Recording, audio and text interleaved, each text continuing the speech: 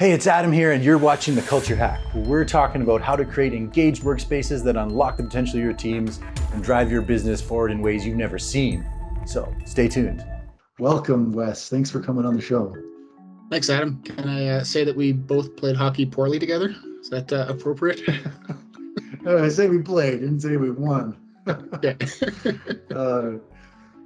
So, Wes, tell us about Higher Ground Consulting.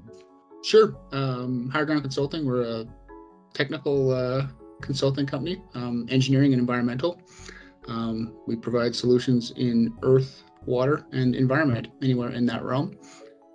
Started in my basement. I guess it would have been 12 years ago now. So just me, and then slowly worked our way into our present form, where I think we've got about 40 people now on our team post-COVID. And we just opened an office in Fort St. John. I have one in Calgary, a satellite office in Manitoba, and seeing a lot of demand and good feedback for pragmatic solutions. Okay, well, that's amazing. Congratulations. What a great success story. Thank you. Especially for someone I knew when we were small. That's amazing. So now you've got a big team, you're spread out over a bunch of locations. So what does engagement mean to you when I say that in terms of your team and keeping them engaged? So when I think of engagement, I just think of, I don't know what the actual definition is. Maybe I should have looked that up, but I think it's a matter of caring. Like someone who's engaged cares, right? They care about what they're doing. And that can come from a couple of different areas.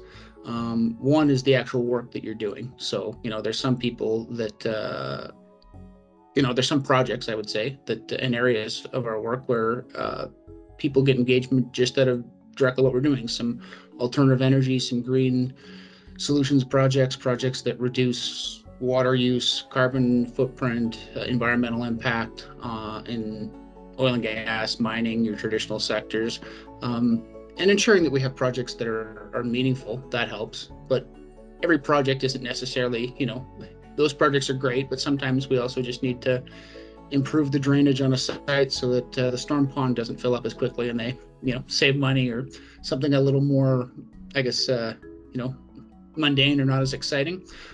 So where the real engagement and the consistent engagement comes from is people caring about each other, caring that they're on a team, that being part of Higher Ground means something, that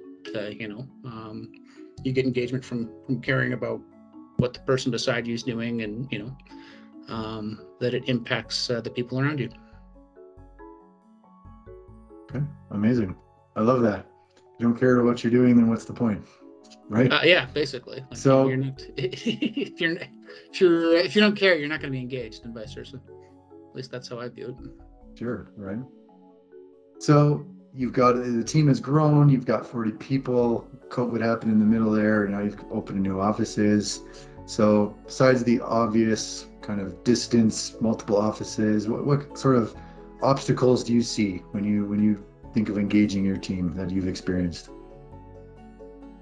So what I've seen, consulting is very feast or famine, unfortunately. And that's kind of something that just the nature of the business that we're always consulting is. So when we're slow, there's less to do, and people are worried about getting enough hours, and whether they're coming in the office or not. And I'm just, coming out of COVID, having seen all that, keeping engagement, it means, keeping people involved, keeping the, whether it's an office lunch or a meeting or a reason to come in, or continuing to push for people to have one-on-one interaction with their supervisors, co-workers, whatever. When things are slow, it's pushing to keep that interaction higher. You have to have engagement. I think you have to have a certain level of interaction. And personally, in my experience, I know people differ on it. Face-to-face has been really effective. I know that digitally helps, but that face-to-face engagement does help. I was just in Fort St. John last week, so I think that's important, because right now we just have one person out there. Soon it'll be two, but learn who's out there on his own. can only get so much over Zoom. So having people go out there and see him and do things, and make sure that he knows that there's a team behind him, and it's real. It's not just a face on a computer screen.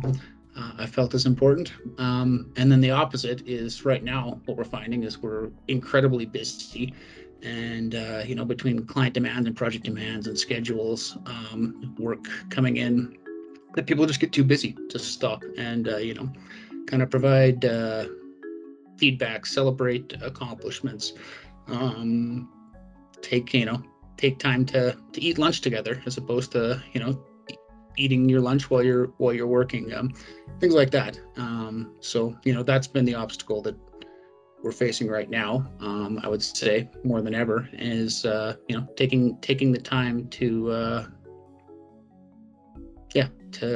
invest in our coworkers and our team, and not just not just focus on the work, because I guess right.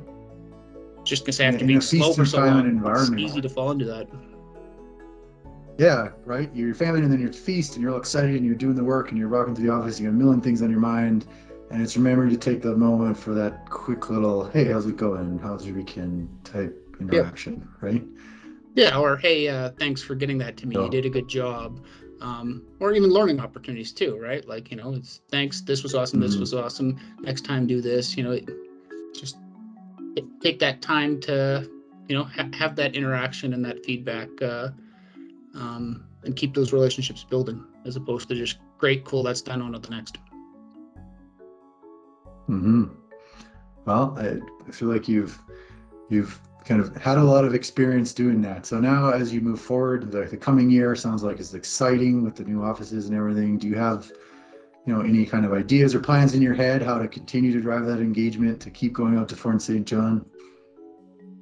I mean, a big part of it, and I kind of look at what we've done. Part of it was an honest self-assessment, and that was that of the organization. And I guess when you introduced me, I said to introduce me as founder, because for 12 years I had the title of president, and currently I don't.